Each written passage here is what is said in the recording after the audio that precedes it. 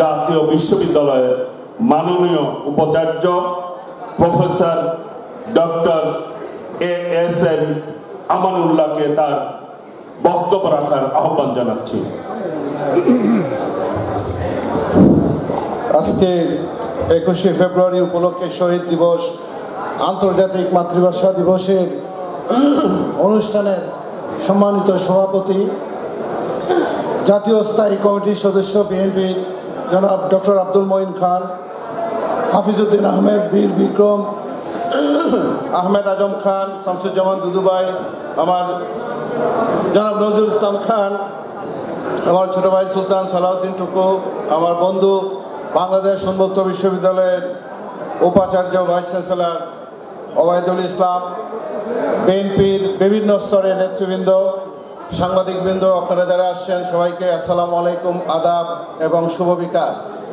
আমি আপনাদের সামনে আজকে আসার প্রধান উদ্দেশ্য হলো যে আপনাদের সহযোগিতায় বাংলাদেশের জাতীয় বিশ্ববিদ্যালয় 70% শিক্ষা ব্যবস্থা নিয়ন্ত্রণ করে। একটা বিশ্ববিদ্যালয় 70% শিক্ষা ব্যবস্থা নিয়ন্ত্রণ করে সারা বাংলাদেশে। 2,500 কলেজের অভিভাবক হলো জাতীয় বিশ্ববিদ্যালয়। আর এই জাতীয় বিশ্ববিদ্যালয় 1992 সালে প্রতিষ্ঠা করেছিলেন এবং উন্মুক্ত বিশ্ববিদ্যালয় সহ প্রতিষ্ঠা করেছিলেন বেগম খালেদা জিয়া। ওনার নামটা জাতীয় বিশ্ববিদ্যালয়ের থেকে একদম সম্পূর্ণ নিশ্চিহ্ন করে দেওয়া হয়েছিল। জাতীয় বিশ্ববিদ্যালয়ের প্রতিষ্ঠাতা ভাইস চ্যান্সেলর জনাব বারী সাহেব, রাজশাহী বিশ্ববিদ্যালয়ের সিনিয়র অধ্যাপক, ওনার ছবি পর্যন্ত নামিয়ে ফেলা হয়েছিল সেই জায়গা থেকে। আমি সেখানে যাওয়ার পরে বললাম, যতক্ষণ পর্যন্ত বারী সাহেবের ছবি এখানে উঠবে, বেগম খালেদা জিয়ার নাম যে এখানে না আসবে, ততক্ষণ পর্যন্ত আমি ভাইস চ্যান্সেলরের চেয়ারে বসবো না। আপনাদের সহযোগিতায় সারা বাংলাদেশে আমরা 2,500 কলেজকে নিয়ন্ত্রণে আনতে পেরেছি। আপনাদেরকে অশেষ ধন্যবাদ জানাচ্ছি, আপনাদেরকে কৃতজ্ঞতা জানাচ্ছি যে আজকে সারা বাংলাদেশের সমস্ত শিক্ষা প্রতিষ্ঠানগুলোতে গভর্নিং বডি দেওয়া হয়েছে এবং সেখানে পড়াশোনা শুরু হয়েছে এবং শিক্ষকরা সেখানে ক্লাস নিতে শুরু করেছে। সারা বাংলাদেশের সমস্ত শিক্ষা ব্যবস্থাকে একদম এলোমেলো করে দেওয়া হয়েছে গত 15-16 বছরে। কি পরিমাণ এলোমেলো করে দেওয়া হয়েছে সেটা আপনারা বুঝতে পারবেন না। আমরা যারা প্রশাসন চালাচ্ছি আমরা জানি যে কি পরিমাণ এলোমেলো করে দেওয়া হয়েছে। একটা উদাহরণ হিসেবে বলি, ঢাকা বিশ্ববিদ্যালয়ে গত 15-16 বছরে প্রায় 900 শিক্ষক নেওয়া হয়েছে। সেই 900 শিক্ষকের ভিতরে একজন শিক্ষককে নেওয়া হয় না জাতীয়তাবাদী আদর্শে, এমনকি একজন শিক্ষককে নেওয়া হয় না অন্য কোনো দল থেকে। এবং এরা আগামী 40-50 বছর এই প্রতিষ্ঠানগুলোতে শিক্ষকতা করবে। আমরা আপনাদেরকে আবারও কৃতজ্ঞতা জানাচ্ছি যে আপনারা আমাদেরকে সহযোগিতা করছেন। একটাই শুধু রিকোয়েস্ট আপনাদের প্রতি, আমরা যে সমস্ত কাজগুলো স্বৈরাচারের দূষর যারা ছিল, যারা ফ্যাসিবাদের দূষর যারা ছিল, যারা আকাশ থেকে গুলি করে আমাদের বাচ্চাদেরকে হত্যা করেছে, 54 বছরের পরে দেশের স্বাধীনতার 54 বছর পরে যারা আকাশ থেকে গুলি করে তাদেরকে হত্যা করেছে আমাদের সন্তানদেরকে, তাদের জন্য আপনারা দয়া করে আমাদের কাছে কোনো ধরনের রিকোয়েস্ট করবেন না। আমি সরি যে অনেকেই রিকোয়েস্ট করেন যে তাকে একটু দেখা দরকার। রিকোয়েস্ট করার আগে বুঝে নিবেন যে সে কি ফ্যাসিবাদের দোষর ছিল কিনা।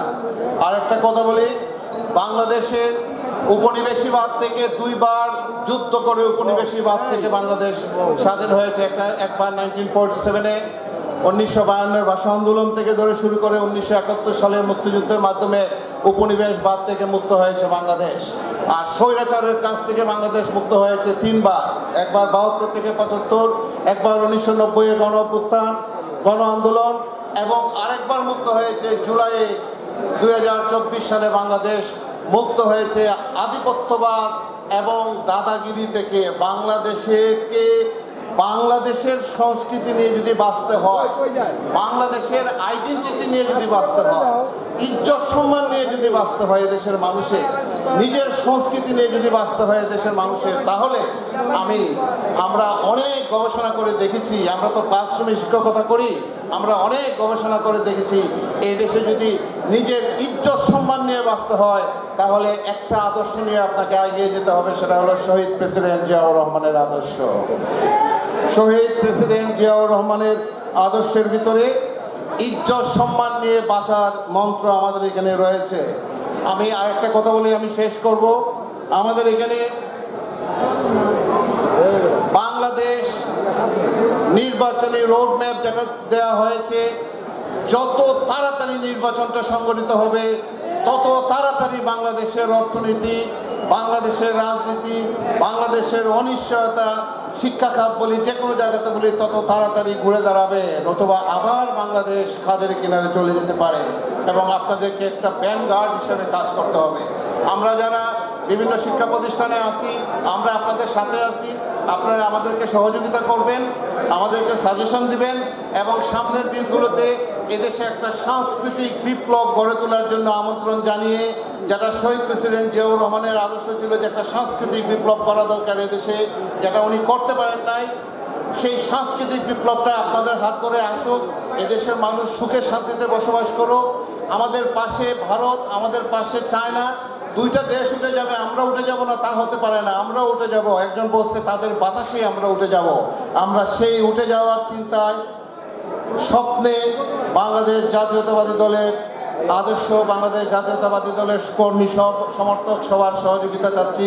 আমাকে আজকের এই অনুষ্ঠানে আমন্ত্রণ জানানোর জন্য সবাইকে আমাদের কৃতজ্ঞতা জানাচ্ছি জাতীয় বিশ্ববিদ্যালয়ের পক্ষ থেকে। বাংলাদেশ জিন্দাবাদ, বাংলাদেশ জিন্দাবাদ, শহীদ জিয়া অমর হোক, তারেক রহমান জিন্দাবাদ।